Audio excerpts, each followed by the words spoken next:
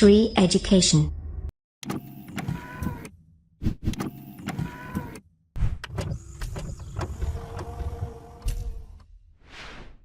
नमस्कार दोस्तों, बहुत बहुत स्वागत करता हूं मैं आप सभी का श्री एजुकेशन की तरफ से और मेरा नाम है रवि। तो दोस्तों, ये हमारा 21वां वीडियो है क्रैश कोर्स जो भारत का भूगोल पढ़ रहे हैं। इसके पहले 20 वीडियो अपलोड हो चुके हैं। तो 20वें वीडियो में हमने आपको बताया है कि भारत की जो प्रमुख झीलें हैं, भारत के जो इम्पोर्टेंट लेक्स हैं, उनके बारे में हमने बता दिया है जो आपको जानकारी देनी थी। स्टेट वाइज कहाँ कहाँ पे हैं वो हमने अलग अलग बताया और उनकी जो विशेषताएं थी वो भी हमने बताया। हमने पहले ही हम बता चुके हैं कि नाम का क्रैश कोर्स है, मगर इस पर आपको बहुत सारी इन्फॉर्मेशन मिल जाएगी जो आपके एग्ज़ाम पॉइंट ऑफ व्यू से बहुत इम्पॉर्टेंट होगी। मोर देन 90% आपको हर एग्ज़ाम में इससे मटेरियल मिल जाएगा। तो चलिए आज हम पढ़ेंगे तो भारत के जो इम्पोर्टेंट वाटरफॉल हैं, जलप्रपात जो इम्पोर्टेंट है, किस किस स्टेट में है, अलग अलग, वो हम आपको बताने वाले हैं। ये भी इम्पोर्टेंट क्वेश्चन है, स्टैटिक जीके में जो ये पूछ लिया जाता है। तो हम भारत के भूगोल में नदियां जो हमने इम्पोर्टेंट ख़त्म कर दी हैं, फिर उसके बाद झीलें हमने पढ़ चुके हैं हम, और अब आज हम ख़त्म कर देंगे वाटरफॉल। इसके बाद के जितने वीडियो होंगे सब आप देख लीजिएगा और नोट्स बना लीजिएगा। मैं दावे के साथ कहता हूँ आपका जो है भूगोल बहुत अच्छा हो जाएगा। तो चलिए देखते हैं। तो स्टेट वाइज शुरू करते हैं। तो सबसे पहला देखिए, ये राजस्थान में एक है। तो इससे पहले ये जान लीजिए जो सबसे ज़्यादा वाटरफॉल होंगे हैं वो आपके पश्चिमी घाट में वाटरफॉल हैं जो सबसे ज़्यादा हैं। जैसे कर्नाटक है ये आपका, और ये केरल है। कर्नाटक और केरल में इतने ज़्यादा वाटरफॉल हैं, लगभग सैकड़ों वाटरफॉल हैं, मगर छोटे छोटे इंपॉर्टेंट नहीं है। जो इम्पोर्टेंट है वो हम बताएंगे आपको केवल। तो राजस्थान में जो वाटरफॉल है उसका नाम सबसे पहले ये जान लीजिए, उसका नाम है चुलिया। ठीक है। और ये किस नदी के किनारे बना हुआ है? तो ये चंबल नदी पे बना हुआ है। चंबल मतलब किनारे नहीं कह सकते आप, चंबल नदी के कारण बनता है। जैसे कोई नदी जाती है, जब ऊंचे जगह से नीचे जगह जाना होता है तो ऐसे पानी गिरता है ना, तो वही वाटरफॉल होता है। जो चुलिया वाटरफॉल है वो चंबल नदी के कारण बनता है। और कहाँ पे है ये? राजस्थान, कोटा राजस्थान में है। ठीक है, कोटा राजस्थान में, ये आप जान लीजिए। ये बहुत छोटा है, 18 मीटर की ऊंचाई है इसकी, बस 18 मीटर की ऊंचाई है। बड़े बड़े वाटरफॉल जो है वो आपको कर्नाटक में ही मिलेंगे ज़्यादातर। उसके बाद देखिए, ये कोने में एक है वाटरफॉल, ये मेघालय है आपका, जहाँ पे सबसे ज़्यादा बारिश होती है। जानते हैं मासिन राम में मेघालय मेघों का आलय, ये नाम से पता लग गया था। मेघों का आलय, मेघ मतलब बादल, आलय मतलब आशियाना या घर। तो इस वाटरफॉल का नाम है नोह कलिकल। नोह कलिकल इसका नाम है। इसकी खास बात ये है ना कि ये मेघालय में है। ये किसी नदी के कारण नहीं बनता। ये जो बारिश का पानी होता है ना, बहुत ज़्यादा बारिश होती है, बारिश के पानी के कारण ही बनता है। ये याद रखेंगे, नोह कलिकल जो है।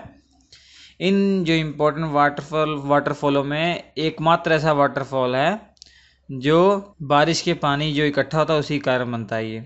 इसकी ऊंचाई जो है 340 मीटर है, इसीलिए ये खास है। ठीक है। उसके बाद देख रहे हैं आप, ये झारखंड है। ये झारखंड राज्य है। झारखंड राज्य में 2 वाटरफॉल आपको याद करने हैं। पहला जो सबसे इम्पोर्टेंट है वो है आपका हुंडरू वाटरफॉल। कौन सा है? हुंडरू वाटरफॉल। ठीक है। हुंडरू वाटरफॉल जो आपका ये सबसे ज़्यादा इम्पोर्टेंट किस नदी के कारण बनता है ये भी याद रख लीजिए, स्वर्ण रेखा नदी के कारण। स्वर्ण रेखा नदी के कारण बनता है ये। इसकी ऊंचाई 98 मीटर है। झारखंड में है हुंडरू वाटरफॉल, स्वर्ण रेखा नदी के कारण 98 मीटर की ऊंचाई है इसकी। उसका जो दूसरा वाटरफॉल है ये राजरप्पा वाटरफॉल है। राजरप्पा वाटरफॉल है। ठीक है, राजरप्पा वाटरफॉल। ये किस नदी का कारण बनता है? दामोदर नदी और भीरा नदी जो है, जिनका संगम होता है तो उनके कारण ये बनता है। कौन सी नदी? दामोदर। दामोदर नदी आप जानते हैं, फिर वेस्ट बंगाल में चली जाती है, हुगली नदी में मिल जाती है ये। दामोदर और भीरा नदी। ठीक है, दामोदर और भीरा नदी, या भैरव नदी भी इसे कहते हैं। क्या कहते हैं? भैरव नदी भी कहते हैं इसको। याद रखिए, भैरव नदी भी आ जाए, कोई दिक्कत नहीं। भीरा या भैरव और दामोदर के जो संगम होता है वहाँ पे राजरप्पा वाटरफॉल बनता है, जो कि झारखंड में है। झारखंड में कहाँ पे है? ये भी जब झारखंड वाले एग्ज़ाम होते हैं वहाँ पे पूछ लिया जाता है। तो ये रामगढ़ में है। कहाँ पे है? रामगढ़ में है। ठीक है। अब हम उसके नीचे पढ़ेंगे, उड़ीसा में जो वाटरफॉल है उनके बारे में पढ़ेंगे। तो उड़ीसा में भी 2 वाटरफॉल हैं। उड़ीसा में भी 2 वाटरफॉल हैं।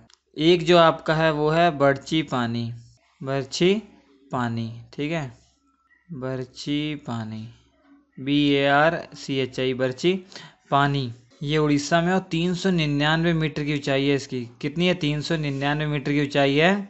और बुद्धा बलंगा नदी के कारण बनता है ये। कौन सी नदी? बुद्धा बलंगा, बुद्धा बलंगा नदी के कारण ये बनता है, ठीक है, उड़ीसा में। और जो दूसरा वाटरफॉल है उसका नाम है दुद्दुमा। कौन सा? दुद्दुमा जो है वाटरफॉल, ये भी उड़ीसा में है। तो ये नदी कौन सी है? मचकुंड रिवर, ठीक है, कौन सी है? मचकुंड नदी के कारण बनता है ये, मचकुंड नदी के कारण। तो उड़ीसा में 2, आपको ये समझ में आ गया, याद हो गए। और देखिए ये आपका मध्य प्रदेश में 2 वाटरफॉल बहुत ही इम्पोर्टेंट है, आपको ये मालूम होना चाहिए। एक तो है धुआंधार वाटरफॉल, जो सबसे इम्पोर्टेंट है, धुआंधार वाटरफॉल। जो धुआंधार वाटरफॉल है ये नर्मदा नदी के कारण बनता है। किस नदी के कारण? नर्मदा नदी के कारण।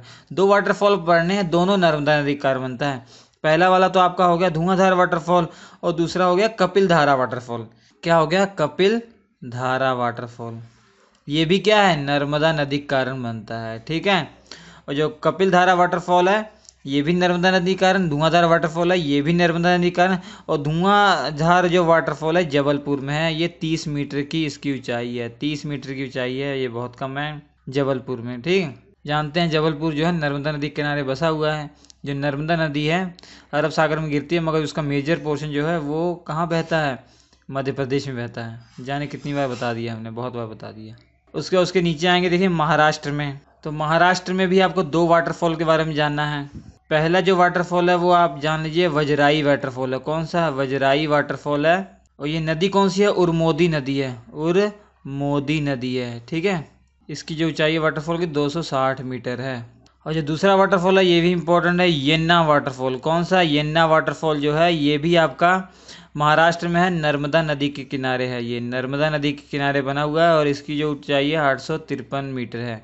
जैसे जैसे ये वाटरफॉल यहाँ पे है, इसका मतलब ये नहीं कि इसकी लोकेशन यहाँ पे है, ठीक है, इसकी लोकेशन यहाँ पे है कहीं, इस वाटरफॉल की लोकेशन यहाँ पे। मैंने बस बताया है कि आपको कि 1 2 ऐसे ये गिनती के लिए ये बताया, लोकेशन नहीं बताई कि यहाँ पे रखा हुआ तो यहीं पे है, मतलब मध्य प्रदेश में यहीं पे है ये, ठीक है, ऐसा नहीं है कुछ। उसका देखिए इम्पोर्टेंट जो है, कर्नाटक में 6 वाटरफॉल इम्पोर्टेंट है, केरल में 1, तमिलनाडु में 1। तो सबसे पहले तमिलनाडु और केरल खत्म करते हैं, तो लास्ट में हम कर्नाटक में जाएंगे, मगर उससे पहले साफ करते हैं सब कुछ। देखिए तमिलनाडु में जो 2 वाटरफॉल है, एक नीचे वाला जो आपको दिख रहा है ये है पायकारा वाटरफॉल है, और ये आपका होगेनक्कल वाटरफॉल है।